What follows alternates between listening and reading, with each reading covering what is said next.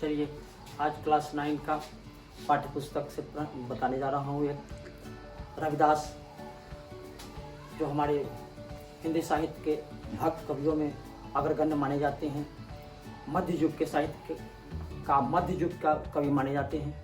रविदास को रैदास के नाम से भी जानते हैं, जैसा कि बनारस साहित्यिकों का गढ़ रहा है। वहीं जन्मे पैदा हुए और वहीं से एक ऐसा भक्त कवि पैदा हुआ, ऐसा भक्त निकला जिनकी भाषा में पचमेल, बिल्कुल कबीर की तरह पचमेल है। अवधी है, राजस्थानी है, खड़ी बोली का प्रयोग बिल्कुल प्रयोग है। अवधी का अधिक प्रयोग है क्योंकि अवध में पैदा हुए थे, और कबीर का प्रभाव उन पर अधिक है और ईश्वर से की भक्ति करते हैं। भक्ति काल के बहुत अच्छे अग्रगण्य कवि हैं।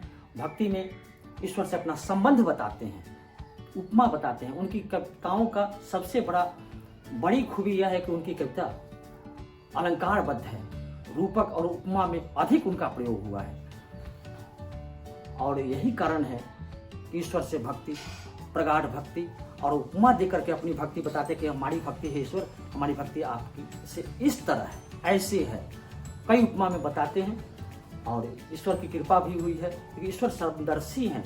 रैदास यह बताना चाहते हैं कि भगवान समदर्शी हैं, वहाँ भेदभाव नहीं है, अपना पराया नहीं है, ऊंचे नीच का भेदभाव नहीं है, धर्म और संप्रदाय की बात नहीं है। इसी मिथक को तोड़ते हुए इनकी कविता यह दर्शा रहा है कि ईश्वर सब पर समान रूप से दया करते हैं। और भक्ति में बताते हैं कि हम हे ईश्वर, हमारा आपका संबंध इस तरह का है। वे अपना कर्तव्य पथ पर चलते हुए, काम करते हुए ईश्वर की भक्ति में लीन है और ऐसा लीन है कि सदैव उनका सतत नाम गान करते रहते हैं। जिस तरह से कबीर ने समाज को एक नई दिशा अपनी भावनाओं से, मंदिर मस्जिद में न जाकर कोमल भावनाओं से, सच्चे विचारों से और ज्ञान से दिया, ठीक उसी प्रकार रविदास भी अपना कर्म करते हुए, अपनी भावनाओं से, सच्ची सेवा करते हुए, साहित्य की सेवा, मानव की सेवा, कुछ उच्च नीच भेदभाव न करते हुए ईश्वर से वंदना की है, ईश्वर की आराधना की है और धर्म को, ध्वजा को आगे बढ़ाया है।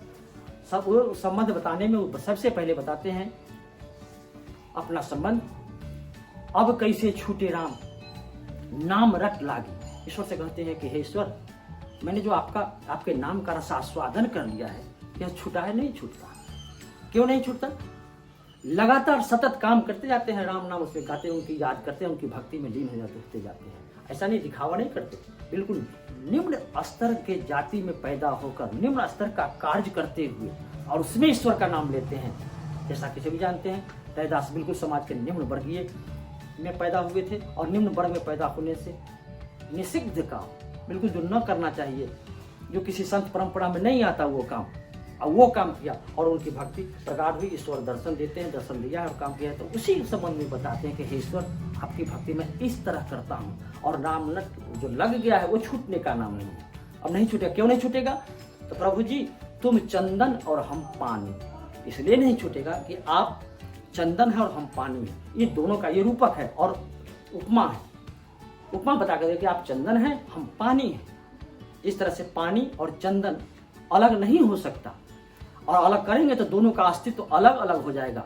दोनों को मिल जाने से एक सुगंधी उत्पन्न होती है, दोनों नहीं मिलने से दोनों अलग अलग जड़ पदार्थ है, इसलिए उसमें कुछ नहीं हो पाता। दोनों मिल जाता है तो सुगंध पैदा करता है। इस तरह से हे ईश्वर, आप चंदन है, हम पानी हैं। जिसके लगाने से अंग, जिसके लेप लगाने से अंग सुगंधित हो जाता है। ईश्वर को लगाएं, अपने लगाएं, जहाँ लगाएं वो अंग अंग में लगाने से सुगंध पैदा होने लगता है। इसलिए राम नाम का सुगंध पैदा हो गया है, इसलिए अब छूटेगा नहीं। आपसे जो नाम लग गया है, आपसे जो मेरा संबंध है वह छूटने का नहीं है। वह संबंध चंदन और पानी की तरह है। इस तरह है, प्रभु जी तुम घन बन, हम मोरा, आप घने बादल और हम मोर हैं। हे ईश्वर, आप बादल हैं। जिस तरह से घनघोर बादल को देखकर कोई मोर प्रसन्नता से नाच उठता है, ऐसा नहीं होता। जो वही घनघोर घटा छाएगी, मोर नाचना प्रारंभ कर देगा। मोर और बादल का ऐसा संबंध है। ऐसे मोर को कोई नाचते नहीं देखा, लेकिन जो ही घटा छाए देखिए, तो ही रविदास कहते हैं कि आपका और मेरा संबंध घने बादल और मोर का है, इसलिए यह छूटेगा नहीं। दूसरा उदाहरण है कि जैसे चितवत चंद चकोरा, हे ईश्वर, आपका और मेरा भक्ति आपसे उसी तरह का नाता है कि जिस तरह चंद्रमा को चकोर बड़े प्रेम से चित्तवत अपने चित्त को शांत करके एकटक निहारता रहता है। ऐसे चित्तवत का देखना भी अर्थ होता है, लेकिन स्पष्ट अर्थ उसको निहारना कहिए। ऐसे चित्तवत लीन होकर तल्लीन होकर देखने को चित्तवत बोलते हैं। उसको देखना न कहकर निहारना कहा जाए अति उत्तम हो जाए, इसलिए निहारते हैं। जिस तरह से चंद्रमा को चकोर पक्षी निहारते रहता है चांदनी रात को शरद में, उसी तरह से मेरा और आपका संबंध है। मैं आपके चित्त को निहारते रहता हूँ। प्रभु जी तुम दीपक हम बाती। तीसरा संबंध बताते हैं कि हे ईश्वर आप दीपक हैं, उसमें जलने वाला मैं बाती हूँ। जब तक दीपक में बाती नहीं हो, उस तेल में बाती सराबोर नहीं हो और तेल में सनकर बाती के मुख पर अग्नि लगा करके लौ पैदा किया जाता है, वो संबंध तब पैदा होता है उजाला, तब प्रकाश आता है। आप से मेरा वही संबंध है कि आप दीपक हैं तो हम बाती हैं, इसलिए छूटा नहीं छूट सकता। जब तक बाती नहीं हो प्रकाश नहीं मिलेगा। दोनों अलग कर दिए जाए तो दोनों का स्वतंत्र अलग अस्तित्व हो जाएगा, प्रकाश नहीं मिलेगा। प्रकाश पाने के लिए बाती चाहिए।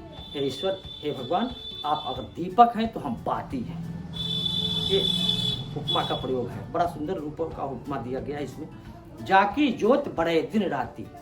आपके दीपक और मेरे बाती होने से संसार में एक प्रकाश फैलता है, एक उजाला फैलता है। यानी हमारी भक्ति बढ़ी है, संसार को भक्ति का मार्ग दिखाना चाहते हैं, दिन रात भक्ति बढ़ाना चाहते हैं। प्रभु जी तुम मोती हम धागा। हे ईश्वर हे हमारे आराध्य आपसे हमारा संबंध उसी तरह का है कि अगर मोती है तो हम धागा हैं। अगर मोती में धागा नहीं लगाया जाए तो वो माला का रूप धारण नहीं करेगा, वो पिरोया नहीं जाए तो धागा माला नहीं बनेगा। इसलिए आप मोती हैं, उसमें मैं लगने वाला, उसमें गूंथने वाला मैं धागा हूँ। इसलिए मुझ में ही आपको जब दोनों का मिलन होगा तब माला बनेगा, तब हम किसी को माला क्या है तो किसी का हम शोभा की वस्तु बनाएंगे। और आप मोती और मैं धागा इस तरह से मिला हूँ जिस तरह से सोने में एक सुहागा एक पदार्थ है, सोने में सुहागा को मिला दिया जाता है, पहचान बड़ा मुश्किल है।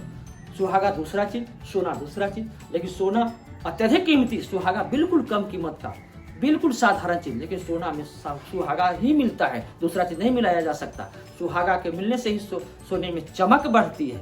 इसलिए सोना और सुहागे का जो संबंध है, हे ईश्वर मेरा और आपका वही संबंध है। ठीक जिस तरह से मोती और धागे का, उसी तरह से सोने और सुहागे का, उसी तरह मेरा और आपका संबंध है। ये छुटाए नहीं छूटता। प्रभु जी अंत में बोलते हैं कि हे ईश्वर तुम स्वामी और हम दासा। आप मेरे स्वामी हैं, मैं आपका दास हूँ, मैं आपका नौकर हूँ। आप मेरे मालिक हैं और मैं आपका नौकर हूँ। ऐसी भक्ति करे रे दासा। इस तरह की भक्ति रविदास करता है।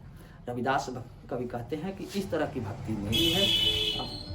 आप मेरे मालिक हैं, मैं आपका नौकर हूँ। आप मोती हैं, मैं धागा हूँ। आप घने बादल हैं, मैं मोर हूँ। इन सब से जो संबंध से जो प्रकृति में चैतन्यता आती है वो है दोनों के मिलने से। जैसे माला पिरोने से, मोती में धागा में मोती लगाने से माला, चंद्रमा चितवत निहारते रहता है, उससे उसका निहारना, उस तरह का संबंध मेरा। अंत में चंदन और पानी का संबंध मेरा, और अंत में कहते हुए कहते हैं कि आप स्वामी हैं, मैं मालिक हूँ। इस तरह की भक्ति है। और ऐसी भक्ति करके रविदास अपने जीवन को धन्य कर लिया है। साक्षात ईश्वर से साक्षात्कार हुआ है, ईश्वर का दर्शन मिला है, ऐसा प्रमाण मिलता है। और भक्त कवियों में रविदास बहुत शिरोमणि माने जाते हैं। अगले वीडियो में एक दूसरा पद इसी का पढ़ाऊंगा, फिर प्रश्न उत्तर बता दूंगा। बहुत बहुत धन्यवाद।